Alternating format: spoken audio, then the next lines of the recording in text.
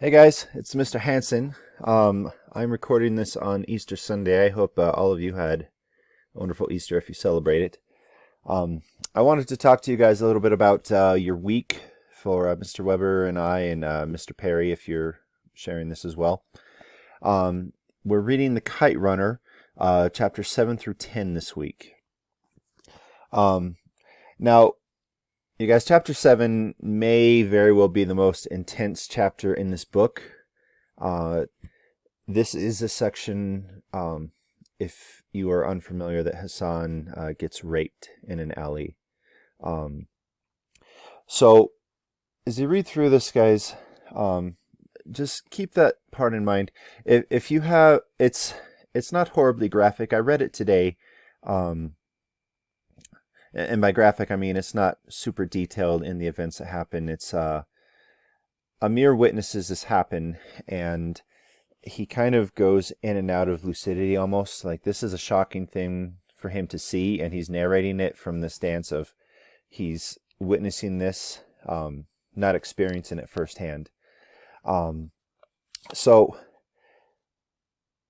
this is the big crux of the story, I believe. I mean, this is something that he kind of leads up to, that this is such a traumatic, life-changing thing for him, and obviously for Hassan as well.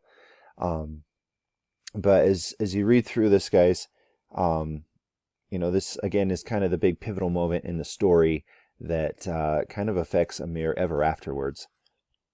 But I will say, if you want to skip that section in chapter 7, I do not have any problem with that. You might want to read some of it, but when you come to the part where Amir is in the alleyway with Asef, he's that bully who had the brass knuckles before, you can probably skip to the end if you have an aversion to that. So that's in chapter 7. The rest of this, again, it's not so bad. Again, he makes reference to the event, but just know that that's what happened, and if you want to skip over that detail, you certainly can. As to the rest of your assignment this week, guys, if we skip down here to the Kite Runner. All right, so you have the Kite Runner chapter 7 through 10. You'll need to go back here and look at the tentative reading schedule to get the book online or the audio if you're listening to it. You do have a quiz, which is again going to be based on those 4 chapters. And if you just, I don't ask any specific questions over the section that if you want to skip, just at the end of chapter 7. But you do want to read the rest of it to be able to answer these questions. Nothing too hard if you just read it fine. I have also provided for you supplementary material. Here are things that are mentioned. They talk about prayer. I thought if you didn't know what non was, this will kind of give you an introduction to it. But I think more importantly, you have a big event occur in chapter 10. This is where Baba and Amir leave to go to Pakistan. And a lot of this information here will kind of fill you in a little bit on Afghani history. Just like this short little video right here you might find helpful. Again, this is supplementary, so it is optional, but if you want to have an additional help to understand what's going on, these should be able to help you.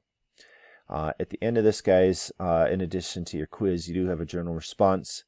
Your question is, what happened to Hassan? Was a horrible incident. Was it possible for Amir to have saved Hassan? And then part 2, how do you deal with the stress or dramatic events? Can you sympathize with Amir and Hassan in a small way? Now, I did a caveat on this. You don't need to go into great detail into any specific event that happened to you. Just generally describe your typical reaction if you have one. So I gave a sample even to be more clear on this, because I don't necessarily think it's helpful if you go into something that's horribly traumatic. But this is what I put. When I've gone through stressful situations, such as dealing with the death of a friend or family member, I have a period of grief where I might not open up my feelings very readily. In situations where my feelings are hurt by a friend or family member, I usually will keep quiet about it until the situation improves, meaning I won't talk about it with a person until I feel better. I'm not a confrontational person, and so that helps alleviate the stress of escalating the conflict unnecessarily, especially as the case often is that I'm overreacting in the situation. Oftentimes, once I feel better, the situation is improved, and I may not even need to be talked about. My issue may not even need to be talked about. Usually, the other person may never be the wiser that they hurt my feelings. I don't know if this is the healthiest approach, but it's my typical response to stress and conflict. That's the kind of thing that we're looking for, guys. So again, I didn't go into any specific details or situations, and you certainly don't need to. Remember, this is an open forum, so it's viewable to everybody. So just kind of keep that in mind too. And then, of course, you have the optional extension where you can respond to somebody else. So anyways, guys, that's what we have for this week. I won't say happy reading because it's not necessarily a happy section. This is, it gets pretty sad.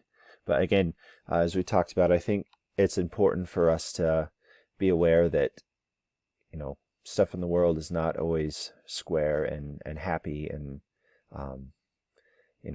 it's not always the best situation for everybody as much as it might be for us sometimes. So anyways, that's all I have. So good luck to you guys. Don't fail to hesitate. If you have any questions or concern, please direct them to me or Mr. Weber or Mr. Perry if you need. All right, thanks, guys.